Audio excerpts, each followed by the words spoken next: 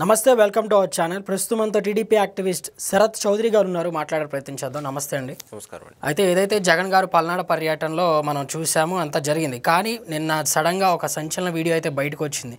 ఒక వృద్ధుడు స్వయాన జగన్ గారి యొక్క కారు కింద పడి చాలా దారుణంగా మరణించడం జరిగింది. ఇది మనం ఎలా చూడొచ్చు? ముఖ్యంగా ఈ పల్నాడు విషయానికి వస్తే అసలు పల్నాడు అనే ప్రోగ్రామ్కే పర్మిషన్ పోలీసులు వాళ్ళు ఆంక్షలతోటి ఇచ్చారు. ఫస్ట్ మీరు ఆయన కాన్వాయ్ కాకుండా ఇంకొక 3 వెహికల్స్కి, దాంతోపాటు ఒక 100 మందికి. ఎందుకంటే జగన్మోహన్ రెడ్డి ఎప్పుడు కూడా ఈ మధ్య కాలంలో జరుపుతున్న పరామర్శలు చూస్తే ఆయన మనస్తత్వం ఎలాంటిది అనేది మనకి క్లియర్గా అర్థమవుతుంది. ఎక్కడికి వెళ్ళినా ఒక గంజాయి బ్యాచ్ని, రౌడీ షీటర్లని పరామర్శించడానికి వెళ్ళటం, లేదు అంటే ఏదైనా శవం దొరికితే ఆ శవం దగ్గర మనకి ఎంత లబ్ధి కూరుద్ది అని చెప్పి ఆ శవాల పరామర్శకి వెళ్ళటము, లేదు అంటే వాళ్ళ నాయకులు ఎవరైనా జైలుకు పోతే అక్కడికి వెళ్ళి వీళ్ళు మంచోళ్ళు అని చెప్పి ఒక రాంగ్ మెసేజ్ ప్రజల్లోకి కన్వే చేసే విధంగా అట్లాంటిదే ఈ పల్నాడు విషయం కూడా. ఈ పల్నాడు విషయం మనం తీసుకుంటే నాగమల్లేశ్వర్ అనే వ్యక్తి అతను బెట్టింగుల ద్వారా తను సూసైడ్ చేసుకొని చనిపోయారు. ఎలక్షన్స్కి ముందు దాకా ఎవరైతే ఈ సాక్షి ఛానల్ కావచ్చు, లేదు అని అంటే ఆర్ఆర్ మస్తాన్ కావచ్చు, వీళ్ళు ఇచ్చిన సర్వేలు ప్రభావితం అయ్యి ఇంకేముంది 175కు 175 మనం ఖచ్చితంగా 150 పైనే పోయినసారి వచ్చిన దానికంటే ఎక్కువే వస్తాయి అని ఉన్న తన డబ్బులు, చుట్టుపక్కల ఉన్న వాళ్ళ డబ్బులు అందరే కలిసి బెట్టింగుల్లోకి పెట్టడం. ఆ రోజు వాస్తవంగానే నాగమల్లేశ్వర్ అనే అతను అక్కడ లోకల్గా కొద్దిగా వైసీపీ కరుడు కట్టిన మనిషి, దాంతోపాటుగా మిగిలిన వాళ్ళ మీద కొద్దిగా రౌడీజం, జులుం ప్రదర్శించే వ్యక్తి. అలాంటి వ్యక్తి ఎలక్షన్స్ రిజల్ట్స్ వచ్చే రోజు మామూలుగానే బైండ్ ఓవర్ కింద కొంతమందిని ప్రివెంటివ్ అరెస్ట్ దాంట్లో తీసుకెళ్తారు. అలానే తను తీసుకెళ్లారు. ఎలక్షన్స్ అయిపోయిన తర్వాత వదిలేశారు. వదిలేసిన తర్వాత ఎలక్షన్స్లో ఓడిపోయారు అని తెలుసుకున్న తర్వాత వాళ్ళ ఇంట్లో వాళ్ళ తండ్రి గారిని అడగడం జరిగింది. కొంచెం డబ్బులు ఉంటే సెటిల్ చేయాలి, ఇట్లాగా అప్పుల పాలయ్యాం, ఓడిపోయాం కాబట్టి బెట్టింగ్లు ఇవి చాలా హోప్ తోటి బెట్లు వేసాను అని చెప్పి వాళ్ళ నాన్న, నా వల్ల కాదు, నేనైతే ఇప్పుడు ఏమీ ఇవ్వలేను, నీ తమ్ముడుకి నీకు ఇప్పుడు ఆస్తులు అయితే నేను పంచను, నీ చావు నువ్వు చావు అని చెప్పిన తర్వాత ఇతను పురుగుల మందు తాగి 5వ తారీఖున హాస్పిటల్లో అడ్మిట్ అవ్వడం, 9వ తారీఖున చనిపోయాడు. ఆ 9వ తారీఖున చనిపోయిన డేట్ తీసుకుంటే ఆ రోజు ముఖ్యమంత్రిగా ఎవరున్నారు? ఆపద్ధర్మ ముఖ్యమంత్రిగా జగన్మోహన్ రెడ్డి గారు ఉన్నారు. చంద్రబాబు నాయుడు గారు ప్రమాణం స్వీకారం చేసింది ఎప్పుడండి? 12వ తారీఖున చేశారు.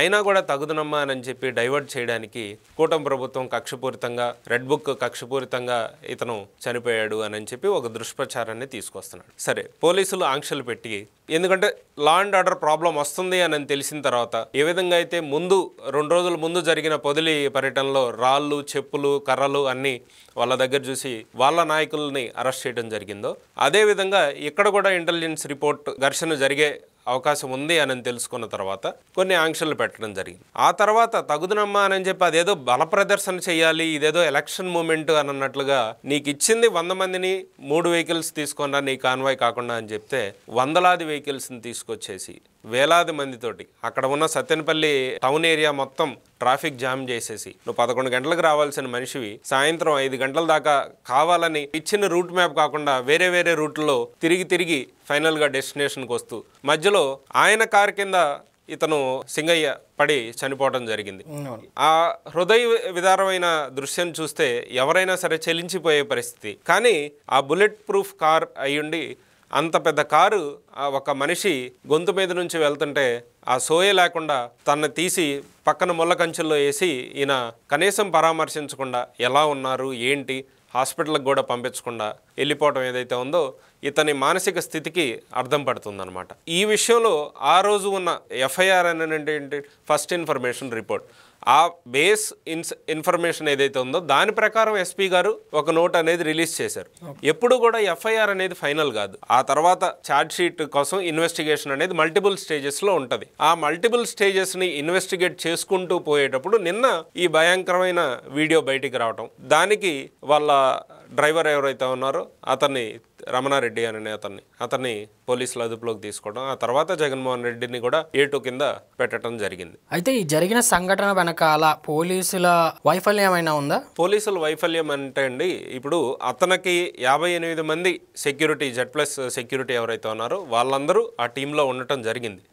కాకపోతే అక్కడ వాళ్ళు చెప్తున్న సంఘటనలు ఏంటి అని అంటే, జగన్మోహన్ రెడ్డి ఒక సైడ్ డ్రైవర్ సైడ్ కాకుండా పక్కన సైడ్ నుంచి బయటకి కారు బంపర్ మీదుగా అందరికీ అభివాదం చేసేటప్పుడు అక్కడ ప్రొటెక్షన్ ఇస్తున్నాము అని వాళ్ళు చెప్పే ఇదనమాట. సో ఆ రీజన్ని నిజమా కాదా అనేది ఇప్పుడు ఇన్వెస్టిగేషన్లో తెలియాల్సి వస్తుంది. ఆ ఇన్వెస్టిగేషన్ని మనం అయితే ప్రభావితం చేసేటట్లుగా మనం మాట్లాడకూడదు. కాబట్టి ఇప్పుడు 1 by 1 వాళ్ళు ఇన్వెస్టిగేట్ చేస్తూ ఉన్న పరిస్థితుల్లో ఇప్పుడు ఈ వీడియో వచ్చింది. ఆల్రెడీ వాళ్ళ డ్రైవర్ కూడా ఎప్పుడు 14 సంవత్సరాల నుంచి ఆయన జగన్మోహన్ రెడ్డికి పర్సనల్ డ్రైవరు. అలాంటి వ్యక్తి ఒక మనిషిని తొక్కి వెళ్ళిపోయేటప్పుడు గమనించకుండా ఉన్నాడు అనేదైతే అదొక బేస్లెస్ ఆన్సర్.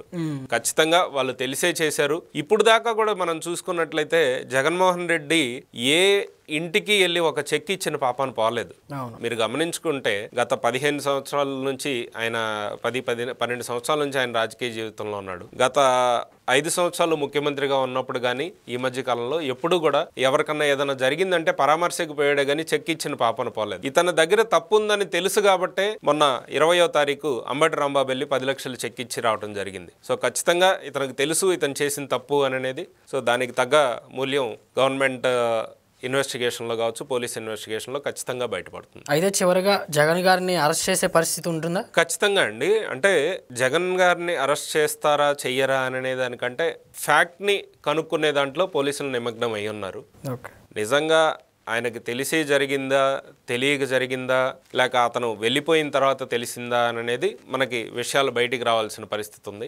అందులో కూడా ఆ 58 మంది టీం ఎవరైతే Z+ కేటగిరీ సెక్యూరిటీ వాళ్ళు ఉన్నారో వాళ్ళను కూడా గుంటూరు ఎస్పీ కార్యాలయానికి రమ్మని చెప్పారు. సో వాళ్ళ ఇన్వెస్టిగేషన్ తర్వాత మనకి తెలుస్తుంది ఎగ్జాక్ట్గా ఏం జరుగుతుంది ఏంటి అనేది. ఇప్పటికైతే A2 ముద్దాయిగా జగన్మోహన్ రెడ్డి అయితే ఆ కేసులో ఉన్నాడు.